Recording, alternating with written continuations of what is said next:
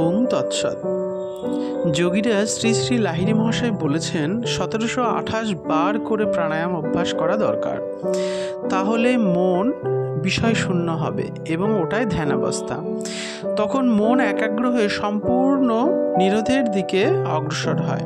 এই ধ্যানাবস্থা যোনিমুদ্রায় দর্শন রূপ যে জ্ঞান তা অপেক্ষা উচ্চতর অবস্থা, কারণ এখানে মনেতে কোনো আন্দোলন নেই বা চঞ্চলতা নেই। বিক্ষেপবিহীন মন স্থির হতে হতে স্বরূপ শূন্যের মতো হতে থাকে। ক্রিয়াযোগ একটি বিজ্ঞানসম্মত সাধন প্রক্রিয়া। শ্রী শম্ভুনাথ কাব্যতীর্থ প্রণীত ক্রিয়াযোগ ও ক্রিয়াযোগী শ্রী তিনকড়ি লাহিড়ী গ্রন্থের প্রারম্ভে লিখেছিলেন, ক্রিয়াযোগ একটি বিজ্ঞানসম্মত সাধন পদ্ধতি, অর্থাৎ এমন একটি শরীর এবং মনস্তাত্ত্বিক পদ্ধতি যার দ্বারা মনুষ্য দেহের রক্তে একদিকে যেমন অম্লজান সঞ্চার হবে, অন্যদিকে রক্ত হবে অঙ্গার শূন্য। এই অম্লজান সঞ্চারের প্রতিক্রিয়া স্বরূপ এর পরমাণুগুলি রূপান্তরিত হয়ে সৃষ্টি করে প্রাণ প্রবাহের ক্রিয়া। এর ফলে জাগ্রত হয় কুণ্ডলিনী। প্রাণ ধীরে ধীরে ষটচক্রের মধ্য দিয়ে ভ্রূমধ্যে এসে স্থির হয়। তারপর একেবারে ব্রহ্মরন্ধ্রে প্রবেশ করে সাধকের জ্ঞান, জ্ঞাতা ও জ্ঞেয়বোধ লুপ্ত করে। নির্বিকল্প সমাধিতে হয় তার স্থিতি। স্বামী সাধনানন্দজির ভাষায় বলা যায়, ক্রিয়াযোগ অবৈজ্ঞানিক বা কাল্পনিক নয়, মনোবিজ্ঞানের সুদৃঢ় তথ্যের উপর ইহার ভিত্তি স্থাপিত। এই ক্রিয়াযোগ হলো অতি বিজ্ঞান অর্থাৎ প্রজ্ঞান। সাধারণ বুদ্ধির দ্বারা এই ক্রিয়াযোগ তত্ত্ব অধিগত হয় না, এর জন্য চাই বোধি। এই বোধি সাধন সাপেক্ষ গুরুপদেশ ব্যতীত কেবল পুস্তক পাঠ দ্বারা এই সাধন কার্য সম্পন্ন করা অসম্ভব এবং ইহা কর্তব্যও নহে। শাস্ত্র তাই প্রতিধ্বনি করিতেছেন, গুরু উপদেশাৎ তদ্গম্যং নান্যথা শাস্ত্র কোটিভি। তিনি আরও বলেছেন, ক্রিয়াযোগ পরম জ্ঞান লাভের শাস্ত্রোক্ত এবং বিজ্ঞানসম্মত সাধন প্রণালী। শাস্ত্রে আছে, বিজ্ঞানসম্মত উপায়ে ব্রহ্মজ্ঞান লাভ হলে সংসার বন্ধন থেকে মুক্তি সাধিত হয়ে থাকে। অনুভবসিদ্ধ জ্ঞান অর্থাৎ প্রত্যক্ষ জ্ঞানমূলক যে আত্মবিজ্ঞান, তা প্রাপ্ত হইবার বিজ্ঞানসম্মত সাধন প্রণালী হল ক্রিয়াযোগ। ক্রিয়াযোগে কতগুলো নিয়ম পদ্ধতিতে সৃষ্ট যেমন তেমন একটা কিছু নয়, বরং ধর্ম বিষয়ক সকল শিক্ষা উপদেশের মূল সূত্ররূপে ইহা বিরচিত। ইহা কেবল উৎকৃষ্ট নীতির সমাহার নয়, উৎকর্ষবাদ হতে ইহা বহু ঊর্ধ্বে। ক্রিয়াযোগের বৈজ্ঞানিক সত্য শ্রী শ্রী পরমহংস যোগানন্দ তার গ্রন্থ ধর্মবিজ্ঞান এ সুন্দরভাবে ব্যাখ্যা করেছেন। তিনি বলেছেন, শরীরে দুই প্রধান কেন্দ্র আছে, ইহাদের ভিতর দিয়ে মস্তিষ্ক হইতে প্রাণ প্রবাহ, শক্তি প্রবাহ বা জীবন তড়িৎ নির্গত হইয়া সমস্ত স্নায়ুতন্ত্রে ব্যাপ্ত হয়। এই কেন্দ্রগুলি আজ্ঞাচক্র, বিশুদ্ধ চক্র, অনাহত চক্র, মণিপুর চক্র, স্বাধিষ্ঠান চক্র, মূলাধার চক্র। মস্তিষ্ক তড়িৎ শক্তি উৎপাদনের প্রধান কেন্দ্র। সমস্ত কেন্দ্রগুলি পরস্পরের সঙ্গে সংযুক্ত ও প্রধান কেন্দ্রের নিয়ন্ত্রণাধীনে পরিচালিত। মস্তিষ্কের কোষগুলি এই সকল কেন্দ্রের মাধ্যমে প্রাণশক্তি বা বিদ্যুৎ প্রবাহ বিকিরণ করে।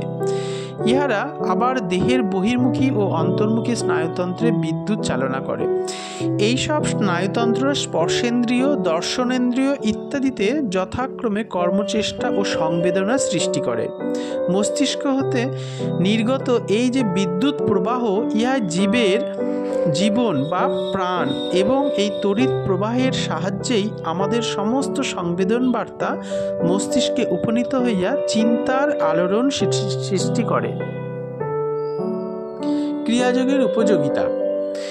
ক্রিয়াযোগের যথাযথ অভ্যাসে ক্ষতিকর বিঘ্নসমূহ দমিত হয় এবং অতি সহজে সকল প্রযত্নের সহিত মনের গতি পরিবর্তিত হয়ে অন্তরাত্মার অভিমুখে ধাবিত হয়ে থাকে। প্রত্যেক বিচার বুদ্ধি সম্পন্ন কাম, ক্রোধাদি দুর্দমনীয় রিপুগুলিকে দমন করতে সচেষ্ট হন, কিন্তু দেখা যায় সাধারণভাবে সকল প্রচেষ্টায় যেন ব্যর্থতায় পর্যবসিত হয়। ক্রিয়া যোগাভ্যাসের দ্বারা স্বাভাবিক সহজ পন্থায় রিপুগুলিকে নিস্তেজ করা যায়। ক্রিয়া কৌশল অভ্যাসের অপরিসীম আনন্দ এবং গভীর প্রশান্তি উৎপন্ন হলে নেশার ঘোরের মতো এক প্রকার আবেশের সৃষ্টি হয়। এতে স্বাভাবিক দৈহিক ক্রিয়ার কোনো ব্যতিক্রম হয় না। ক্রিয়ার আনন্দময় পরাবস্থায় ক্রিয়াবান নৈতিক সংযমী শীতলতায় প্রতিষ্ঠিত হতে পারেন। ইহা ক্রিয়াবানদের অভিজ্ঞতালব্ধ সিদ্ধান্ত। ক্ষতিকর রিপুসমূহের বিরুদ্ধ প্রভাবের নিকট মানুষ অসহায় বোধ করলেও যোগাভ্যাস তথা ক্রিয়া কৌশল অবলম্বনে ইহাদিগকে নিস্তেজ করা যায়। ইহা ক্রিয়াবানদের অভিজ্ঞতালব্ধ সত্য। ক্রিয়াভ্যাসের দ্বারা সাধকের জ্ঞান চৈতন্যে যখন উৎকৃষ্টতর সুস্থির আনন্দের সঞ্চার হয়, তখন ভোগবাসনা চরিতার্থ করার আকাঙ্ক্ষা বিদ্রুত হতে থাকে। ভোগবাসনার ত্যাগেই হয় নিম্ন বৃত্তিসমূহের নিবৃত্তি এবং আত্মস্বরূপ আনন্দের বিদ্রুত হয়ে থাকে। বিদূরিত হয়ে থাকে। ভোগ বাসনার ত্যাগেই হয় নিম্ন বৃত্তি সমূহের নিবৃত্তি এবং আত্মস্বরূপ আনন্দের ধারা গ্রহণের প্রবৃত্তি। ত্যাগ ও গ্রহণ যুগপৎই সম্পাদিত হয়। এরূপ এক সাধন পন্থা ব্যতিরেকে শুধুমাত্র নেতিবাচক শত শত নীতিকথা আমাদের কোনো কাজে আসবে না।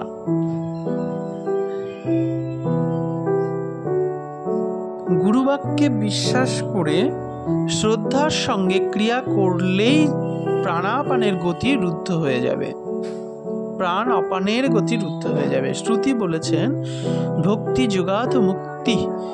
ভক্তির সহিত উপাসিত হলে প্রাণ স্থির হয়ে যাবে। স্থির প্রাণে ব্রহ্মের সে পরমানন্দ ভাব কি বুঝতে পারবে।